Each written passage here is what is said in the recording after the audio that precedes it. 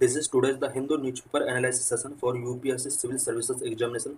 Today we will discuss only three issues. The first issue is urbanization and the challenges of ideal transit solutions. And the second issue is related to India-US trade agreement. And the third issue is related to Chenab railway bridge. So let's discuss all the issues in detail.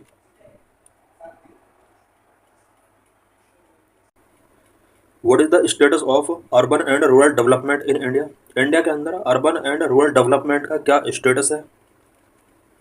Y news World Bank report estimate that India will require about rupees 70 lakh crore by 2036 to meet its urban infrastructure need. World bank की एक report estimate करती है कि 2036 तक urban infrastructure development के लिए about rupees 70 lakh crore की need होगी.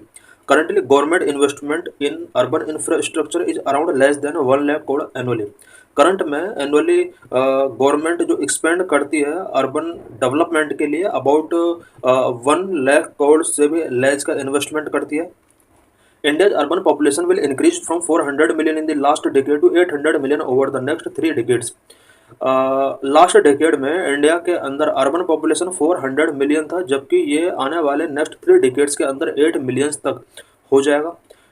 This century is supposed to be India's urban century due to massive demographic shift, country soon becoming more urban than rural. ये जो सेंचुरी है इंडिया के लिए इंडिया अर्बन सेंचुरी है, बिकॉज इंडिया में urban population और rural population का compare में मैसिव तरीके से ग्रो हो रही है. There is also demand for the infrastructure required for support these large shift. ये जो लार्ज शिफ्ट हो रहा है रूरल से अर्बन की तरफ, ये मोर इंफ्रास्ट्रक्चर की डिमांड करता है. What is urbanization? Urbanization is the process by which a growing proportion of population comes to live in cities and their other urban areas and the ways in which this affect the environment society. Urbanisation एक process है जिसमें population का एक proportion cities में living करने के लिए आता है और इसकी वजह से सिटी का इन्वायरमेंटल सोसाइटी काफ़ी इफेक्ट होता है. इस पूरे प्रोसेस को अर्बनाइजेशन कहा जाता है.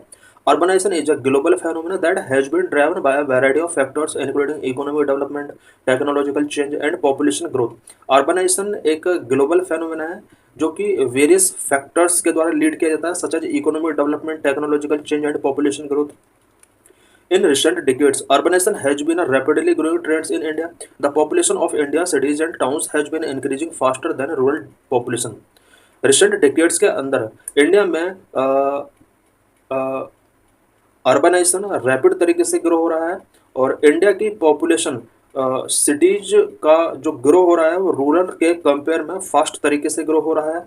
According to the 2011 census, the urban population in India was about 31.2% of total population which projected to grow around 40% of the total population by 2030. 2011 census के अकॉर्डिंग अर्बन पॉपुलेशन इंडिया की 31.2% रही total population के compare में, और ऐसा project किया जा रहा है कि 2030 तक 40% तक ये पॉपुलेशन इंक्रीज हो सकती है.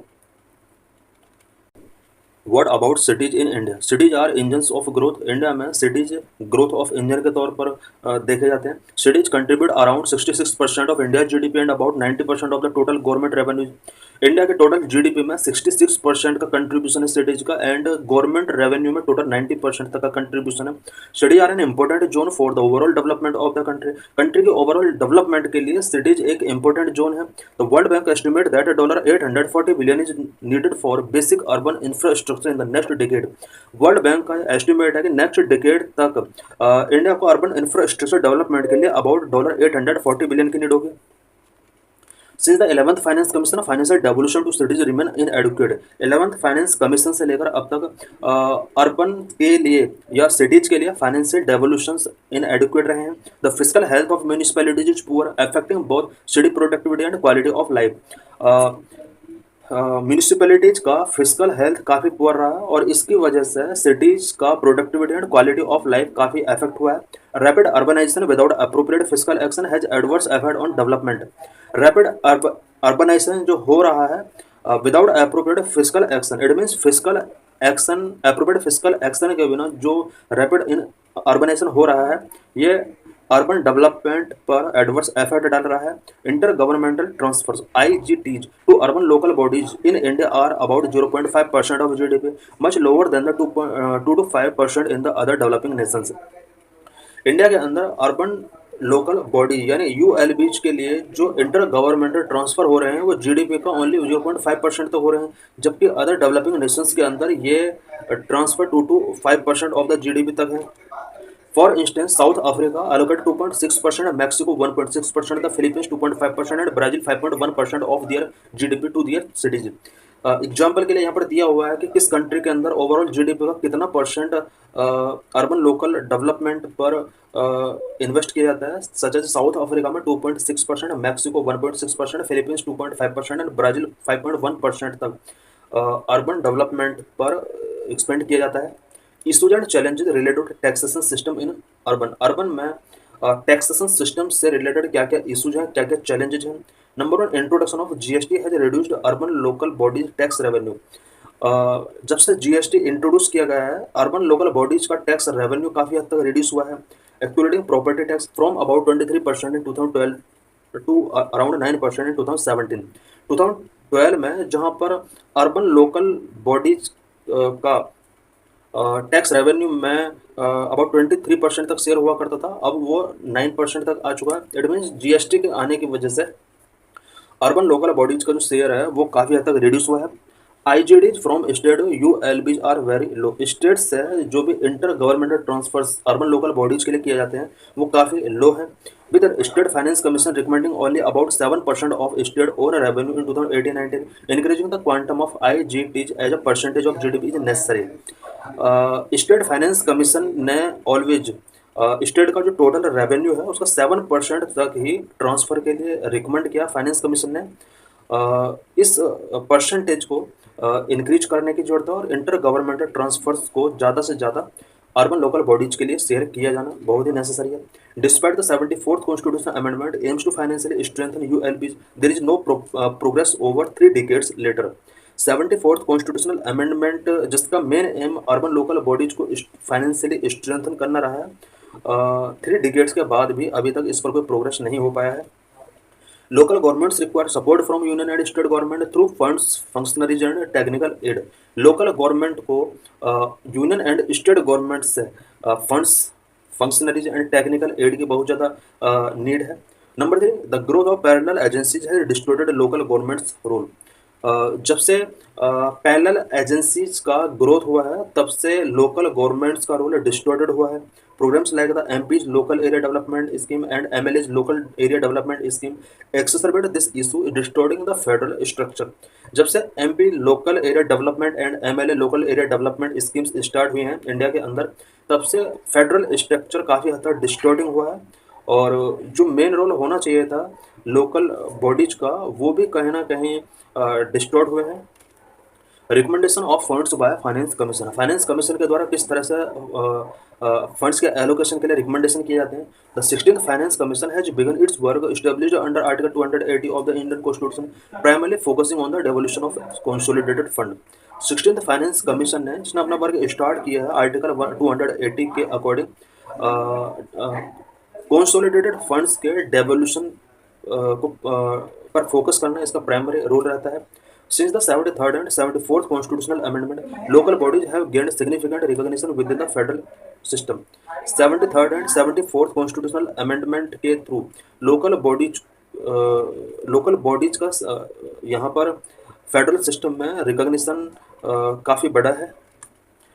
These amendments introduce sub clauses 280 and which amended the Finance Commission to recommended measures to augment state consolidated fund for supporting panchayat and municipality। Constitution का आर्टिकल 280 के अंदर एक प्रोविजन किया गया है कि पंचायत एंड म्यूनिसिपैलिटीज को सपोर्ट करने के लिए स्टेट कंसोलिडेटेड फंड से फाइनेंस कमीशन कुछ ट्रांसफर के लिए रिकमेंड करेगा। More financial devolution to cities need of hour. Cities के लिए ज़्यादा से ज़्यादा फाइनेंशियल डेवोल्यूशन होना चाहिए, ये एक नीड भी है। 16th finance commission must consider India urbanisation dynamism and ensure ITGs inter governmental transfer to urban areas are at least doubled. 16th finance commission 16th finance commission को इंडिया के urbanisation dynamism के हिसाब से ensure करना चाहिए कि ITGs ज़्यादा से ज़्यादा ट्रांसफर हों। Impact of lack of current census available नहीं है, इसका भी अर्बन एंड लोकल डेवलपमेंट पर कुछ इम्पैक्ट पड़ सकता है। In the absence of the 2001 census, reliance on 2011 data is इनएडिक्वेट for evidence based physical devolution, because हम 2021 का डाटा का यूज नहीं कर रहे हैं, ओनली 2011 के डाटा का यूज हम कर रहे हैं। इससे एविडेंस बेस्ड फिजिकल डेवल्यूशन काफ़ी हद तक इनएडिक्वेट है।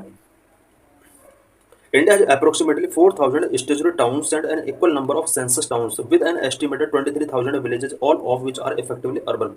इंडिया में अप्रोक्सीमेटली 4,000 स्टेचुरी टाउन हैं, जबकि इतना ही लगभग सेंसस टाउन भी हैं, और 23,000 विलेजेस ऐसे हैं जो कि अर्बनाइजेशन की तरफ मूव कर रहे हैं। Various government initiative related to urban development in India. India में अर्बन डेवलपमेंट से रिलेटेड वेरियस इनिशिएटिव्स क्या क्या टेकिंग किए गए। Number 1, Jawaharlal Nehru national urban renewable mission, JNNURM, launch in 2005 में ये लॉन्च किया गया था। Aims to provide financial assistance to urban local bodies for the development of infrastructure and services. Urban areas के इंफ्रास्ट्रक्चर डेवलपमेंट के लिए एंड उन्हें फाइनेंशियल असिस्टेंस प्रोवाइड करने के लिए Jawaharlal Nehru national urban renewable mission launch किया गया था इंडिया के अंदर। Number 2, national urban transport policy, 2006 में ये पॉलिसी लॉन्च की गई थी। Promote sustainable and equitable urban transportation system including public transport and non motorised transport system. Equitable urban transportation system को सस्टेन बनाने के लिए नेशनल अर्बन ट्रांसपोर्ट पॉलिसी 2006 में लॉन्च की गई थी। Number 3, national urban housing and habitat policy, 2007 में ये पॉलिसी लॉन्च की गई थी। Aims to provide affordable housing and improve living conditions for urban resident, particularly for low income group. National urban housing and habitat policy का जो main aim है वो urban resident के लिए affordable housing and living conditions को improve करना है। Number 4, Deendayal Antyodaya Yojana, national urban livelihood mission, NULM, was launch in 2013 में इसको लॉन्च किया गया था। Aims to reduce poverty and vulnerability of urban poor household by providing them opportunities for skill development and self employment. Deendayal Antyodaya Yojana, national urban livelihood mission, इसका जो main aim है वो urban poor household की poverty को reduce करना इसका main aim है। Number 5, heritage city development and augmentation Yojana, hit the launch in 2014 में इसको लॉन्च किया गया था। Aims to conserve and revitalise the cultural heritage and tourism potential of 12 identified cities in India. Hit the scheme mainly India के 12 cities के लिए launch की गई है और specially cultural heritage and tourism को कंजर्व करने के लिए ये स्कीम लॉन्च की गई है। Number 6, Swachh Bharat Abhiyan, launch in 2014, aims to improve sanitation and cleanliness in urban areas including the construction of toilets and solid waste management. Swachh Bharat अभियान इंडिया में 2014 में लॉन्च किया गया था, जिसका मेन एम इंडिया के अर्बन एरियाज में सैनिटेशन एंड क्लीनलीनेस को इम्प्रूव करना रहा है। साथ ही toilets and solid waste management का कंस्ट्रक्शन भी इसका पार्ट है। नंबर 7, प्रधानमंत्री आवास योजना, लॉन्च इन 2015 में प्रधानमंत्री आवास योजना लॉन्च की गई थी। Aims to provide affordable housing to urban resident particularly for economically weaker sections and the income group. Pradhan Mantri Awas योजना का जो मेन एम है वो अर्बन रेसिडेंट के लिए अफोर्डेबल हाउस प्रोवाइड करना है।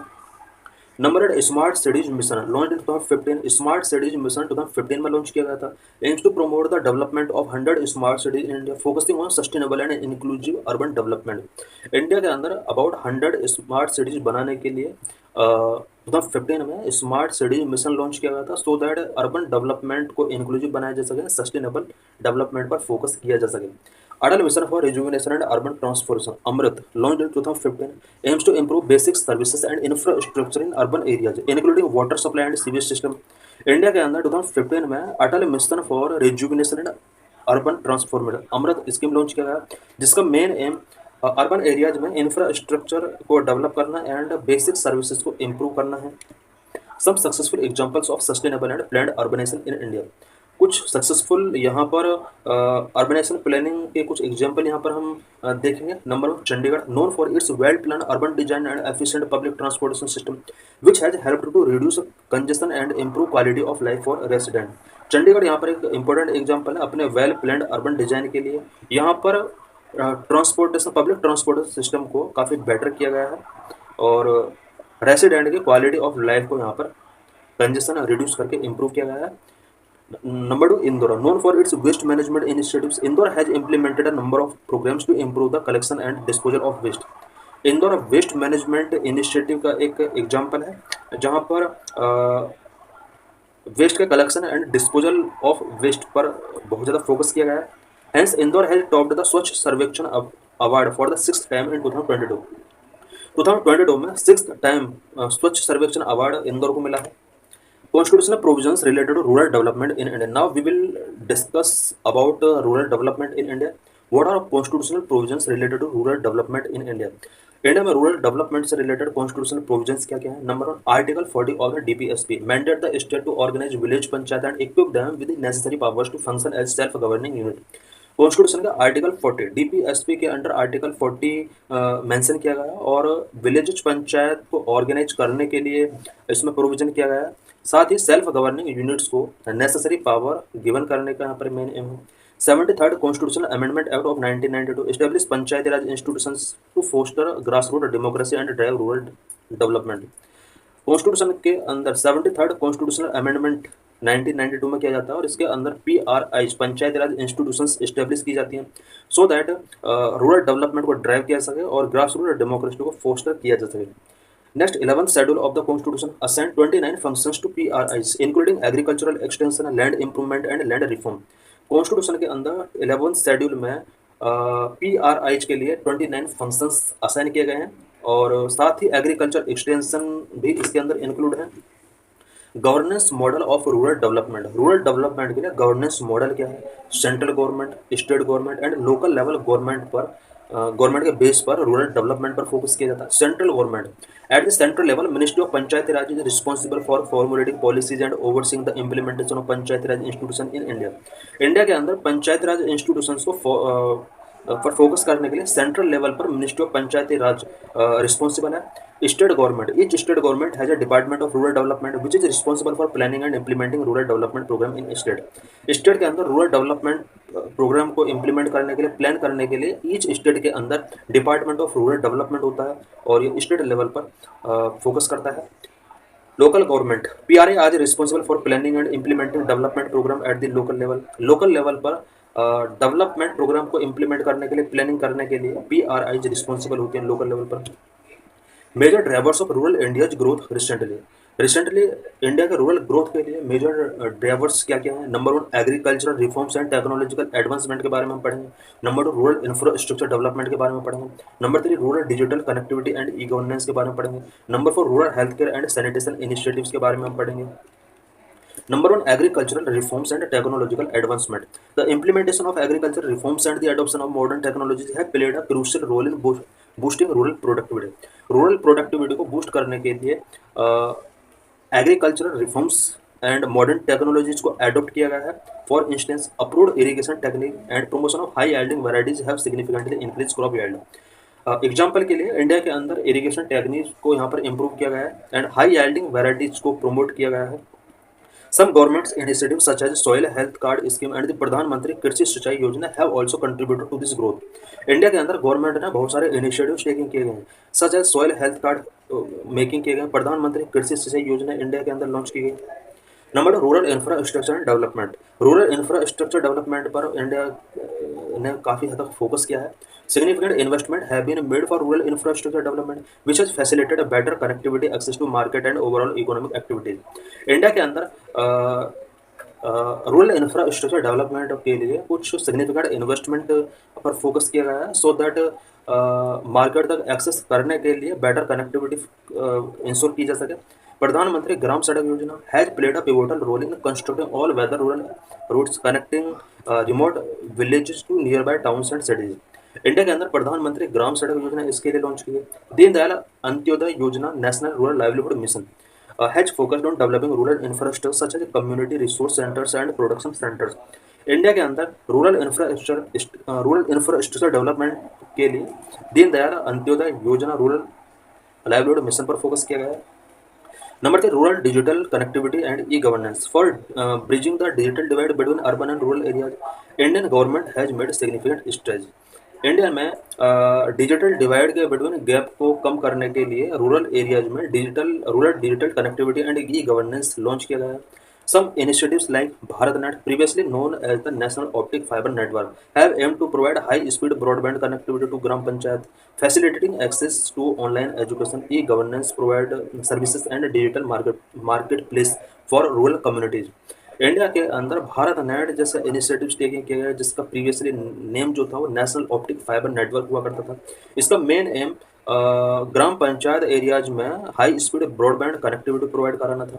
In delivering various government to citizen services in rural areas, common service centers have also played a crucial role.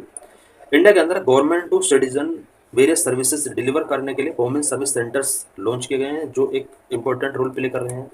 Number four, rural health care and sanitation initiatives. Improvement in sanitation and rural health care have contributed to the overall growth and well being of the communities. India के अंदर sanitation and rural health care में काफ़ी हद तक improvement हुए हैं और rural communities का इसके through growth and wellbeing ensure किया गया है। The Ayushman Bharat Yojana has provided affordable health care access to millions of rural household. Ayushman Bharat Yojana के through affordable health care access ensure किया गया है। Swachh Bharat mission has focused on improving sanitation facilities and improving open defecation free villages, leading to better health outcomes and productivity. स्वच्छ Bharat mission ने mainly sanitation facilities को improve करने पर focus किया है और साथ ही ओपन डिफेक्शन फ्री विलेजेस को प्रमोट करना इसका मेन ऑब्जेक्टिव है। USA and India trade relations, what is issue? US president Donald Trump recently Drew attention toward tariff levied by various countries के द्वारा जो टैरिफ लेविड किया जाता है, यूएस प्रेसिडेंट डोनाल्ड ट्रंप ने रिसेंटली उस पर एक अटेंशन ड्रू किया है। Why India US trade issue got momentum? Recently India US trade issues ने मोमेंटम गेन किया है, उसका क्या रीजन है? Tariff levied on import in India are 5 times higher than what the US levies on its import. India के द्वारा import पर जो टैरिफ लेवी किया जाता है वो यूएस के कंपेयर में जो यूएस हमारे आइटम्स पर इम्पोर्ट टैरिफ लेवी करता है 5 टाइम्स ज़्यादा है। The average duty levied by India was 17% in 2023 compare to 3.3% levied by US. 2023 में एवरेज ड्यूटी जो हमने टेकिंग की है वो 17% था, जबकि यूएस ने हमारे आइटम्स पर अबाउट 3.3% तक ड्यूटी लेवी की है।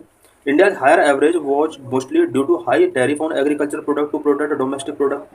डोमेस्टिक प्रोड्यूसर्स को प्रोटेक्ट करने के लिए इंडिया का जो एग्रीकल्चर प्रोडक्ट पर इंपोर्ट ड्यूटी है, स्पेशली यूएस की आइटम्स का, वो हाई है। Average tariff levied by India on non agricultural goods was less than 15% between 2018 and 2018 and 2023 के बीच नॉन एग्रीकल्चरल गुड्स पर इंडिया ने अबाउट 15% तक टैरिफ लेवी किया है। The duty on agriculture goods however has always been more than twice the duty on non agriculture product and exceeded 38% in all years except in 2020। US से import किए जाने वाले जितने भी एग्रीकल्चरल और नॉन एग्रीकल्चरल प्रोडक्ट हैं, agricultural product पर non agriculture के कंपेयर में जो ड्यूटी लेवी की जाती है वो ट्वाइस है। India has recently reduced tariff on whisky from 150% to 100%। Recently India ने यूएस द्वारा एक्सपोर्ट किए जाने वाले विस्की पर, यानी हम जो इंपोर्ट करते हैं विस्की, उस पर इंपोर्ट ड्यूटी हमने 150% से 100% तक रिड्यूस किया है। Trade surplus with the US, India is increasingly exporting more to the US, widening its trade surplus with the US. India और यूएस का जो ट्रेड है, इंडिया हमेशा सरप्लस में रहा है, बिकॉज इंडिया जो है वो यूएस से ज़्यादा यूएस का इंपोर्ट कम कर रहा है, जबकि एक्सपोर्ट ज़्यादा कर रहा है। Goods exported to US from India have crossed $53 billion in financial year 2025, exceeded 18% in India total export from about 15% a decade ago. Goods का जो एक्सपोर्ट किया जा रहा है यूएस के लिए इंडिया के द्वारा, वो $53 बिलियन को एक्सीड कर चुका है फाइनेंशियल ईयर 2025 में, और टोटल एक्सपोर्ट का 18% तक हम इंडिया के साथ एक्सपोर्ट यूएस के साथ एक्सपोर्ट करते हैं। Why tariffs are being import? Tariffs import क्यों किए जाते हैं? Tariffs are being import to block import from partner countries into the US. Partner countries से इंपोर्ट को ब्लॉक करने के लिए टैरिफ्स इम्पोज किए जाते हैं, सच एज यूएस ने वेरियस कंट्रीज के द्वारा या वेरियस कंट्रीज का यूएस के अंदर जो इंपोर्ट होता है उसको उसके अगेंस्ट यहाँ पर टैरिफ इम्पोज किए हैं, because US wants India to import more from them. US चाहता है कि इंडिया यूएस से ज़्यादा इंपोर्ट करे। The chart show the average duty levied on import country wise. कौन सा कंट्री इंपोर्ट पर कितना ड्यूटी लेवी करता है उससे रिलेटेड चार्ट हम देख सकते हैं। यूएस सबसे कम ड्यूटी लेवी करता है, इंडिया सबसे ज़्यादा ड्यूटी लेवी करता है। यूएस का जो ड्यूटी है वो 5% से कम है, जबकि इंडिया का ड्यूटी 15 से 20% के बीच में है। The chart show the number of applied tariff line से रिलेटेड चार्ट है। The chart show the average duty levied category wise on import into India. India में एग्रीकल्चरल और नॉन एग्रीकल्चरल आइटम्स पर कितना परसेंट तक टैक्स लेवी किया गया। हम देख सकते हैं कि एग्रीकल्चर पर 39% तक का इनकम इम्पोर्ट ड्यूटी लेवी की गई है, जबकि नॉन एग्रीकल्चरल आइटम्स पर 13.5% तक इम्पोर्ट ड्यूटी लेवी की गई है। The chart show the average duty levied product category wise on import into India. India में किस आइटम के इम्पोर्ट पर कितना ड्यूटी लेवी किया जाता है। हम देख सकते हैं कि बीवरेजेस एंड टोबैको पर 74% तक का हम इम्पोर्ट टैक्स लेवी करते हैं। वहीं oil seeds, fats and oil पर 54.1% तक, sugar and confectionery 51%, coffee tea 56%, और भी बहुत सारे आइटम दिए हुए हैं जिन पर हम इम्पोर्ट पर टैक्स लेवी करते हैं। The chart show the share of export to the US in India total export. India का टोटल एक्सपोर्ट में यूएस के साथ कितना शेयर है उससे रिलेटेड एक चार्ट है। देख सकते हैं कि करंट में 18.6% का एक्सपोर्ट हम यूएस के साथ करते हैं। 2015 में 15.37% हुआ करता था। इंडिया यूएस रिलेशंस एवोल्यूशन कैसे हुआ। During cold war era India follow the principle of non alignment while the US had stronger ties with Pakistan. Cold war era के ड्यूरिंग इंडिया ने नॉन अलाइनमेंट प्रिंसिपल फॉलो किया था, जबकि US का पाकिस्तान के साथ बेटर रिलेशंस थे। पोस्ट कोल्ड वॉर रिलेशन क्या रहे। India and the US begin building closer diplomatic ties. Post cold war India और यूएस के बीच में डिप्लोमेटिक टाइज काफ़ी क्लोजर हुए। US India civil nuclear agreement in 2005 marked a major milestone in the strategic partnership between both. Cold war के बाद US और India दोनों के बीच में सिविल न्यूक्लियर एग्रीमेंट 2005 में साइन किए जाते हैं। Some foundational agreement such as LEMOA, COMCASA, BECA and GSOMIA भी साइन किए गए हैं। Significance of India US relations. India US relation का क्या सिग्निफिकेंस है। Number 1, economic growth. Strong economic ties enhance investment and bilateral trade which lead to job creation and economic development in both nations. India और US के relations का जो economic growth रहा है, economic growth की वजह से दोनों कंट्रीज के अंदर इन्वेस्टमेंट एंड बायलैटरल ट्रेड काफ़ी बढ़ा है और इसके थ्रू जॉब क्रिएशन हुए हैं। US is India largest trading partner. Current में इंडिया का लार्जेस्ट ट्रेडिंग पार्टनर यूएस ही है। Number 2, defence collaboration. Some strategic defence agreement like the LEMOA, COMCASA facilitate interoperability and deeper military cooperation. कुछ defence strategic defence agreement such as LEMOA and COMCASA दोनों countries के बीच में sign हुए। इसके through interoperability and deeper military cooperation facilitate हुआ। For example joint military exercise such as युद्ध अभ्यास। कुछ जॉइंट मिलिट्री एक्सरसाइज दोनों कंट्रीज के बीच में होते हैं सच एज युद्ध अभ्यास, इसका एक एग्जांपल है। Number 3, technological partnership. Collaboration in critical technology will enhance innovation competitiveness. दोनों कंट्रीज के बीच में टेक्नोलॉजिकल क्रिटिकल टेक्नोलॉजीज में कोलैबोरेशन है, इसके थ्रू कॉम्पिटिटिवनेस को इनोवेट किया गया है। For example India US initiatives on critical and emerging technology. India और यूएस दोनों के बीच में आई कैट साइन किया गया है। Number 4, cultural exchange. A vibrant diaspora and educational exchanges enrich cultural ties and enhances mutual understanding between the two societies of the country. Example, over 2 lakh Indian studied in the US। India के 2 लाख से ज़्यादा student study करते हैं और इसके through cultural exchange हो रहा है। Number 5, climate cooperation. Joint effort in addressing climate change will strengthen global environment governance and sustainable development initiatives. Example, US India clean energy partnership.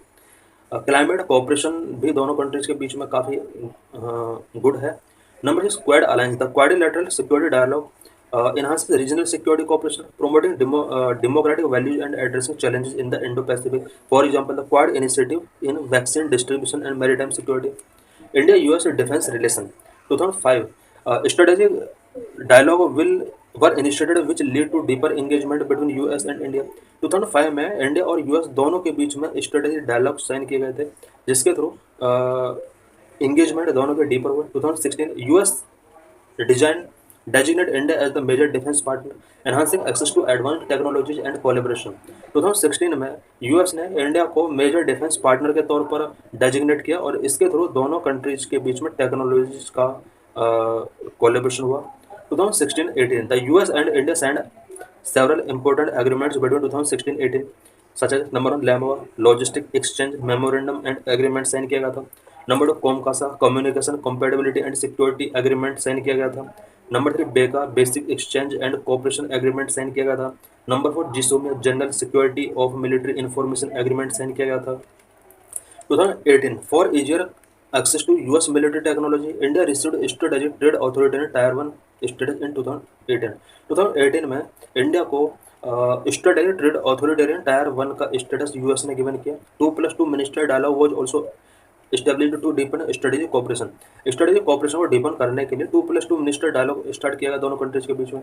2019 first trial service exercise tiger Triumph and signing of the industrial security annex for the US companies in India defence production.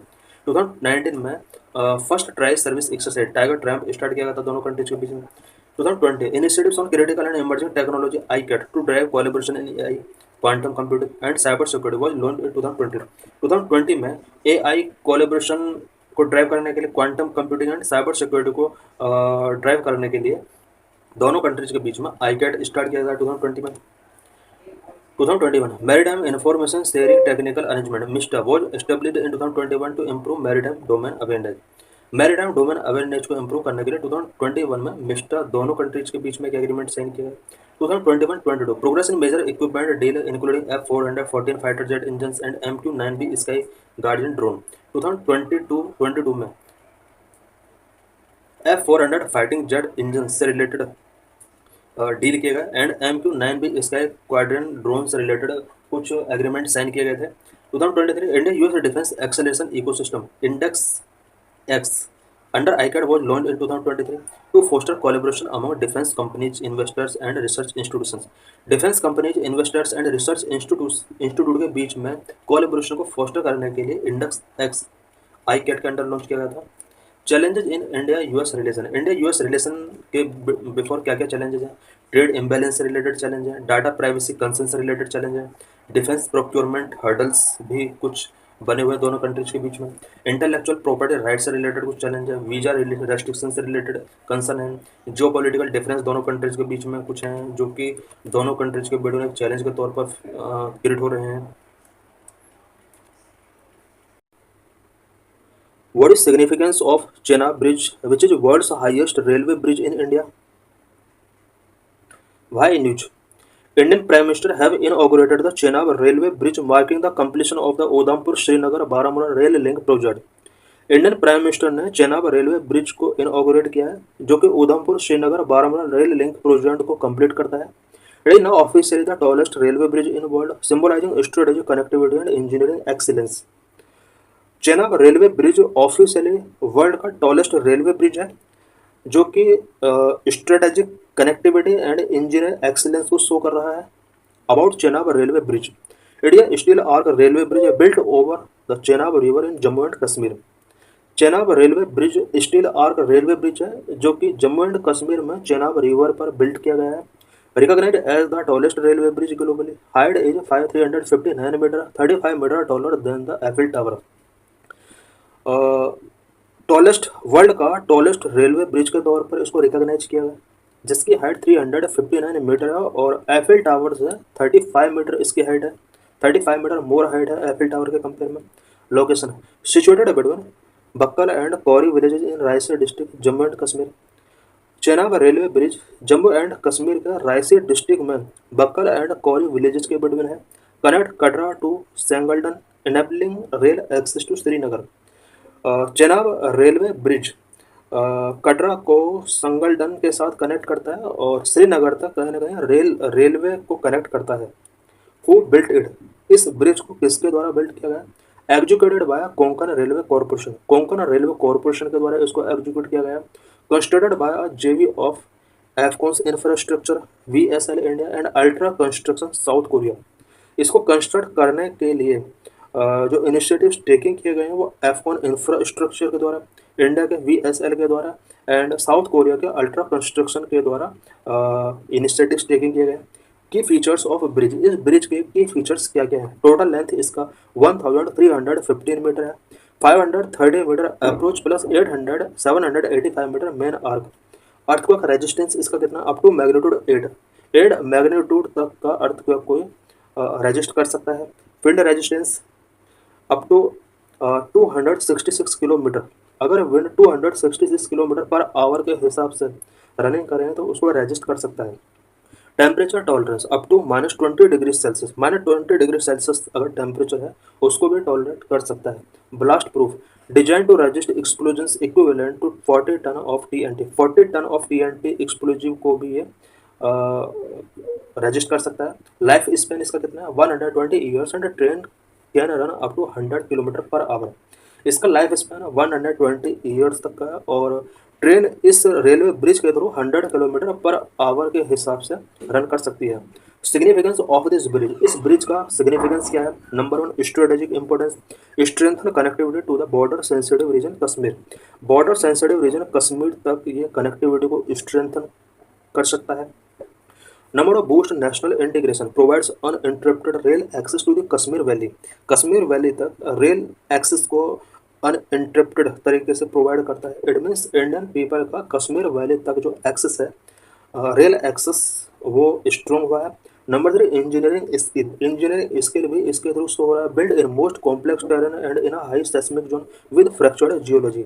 जिस place पर ये बनाया गया है उसका geology बहुत ज़्यादा fractured है एंड ये हाई सेस्मिक जोन में बनाया गया है, कॉम्प्लेक्स टेरेन के अंदर इसको बिल्ड किया गया है, जो कि इंजीनियरिंग स्किल को शो करता है।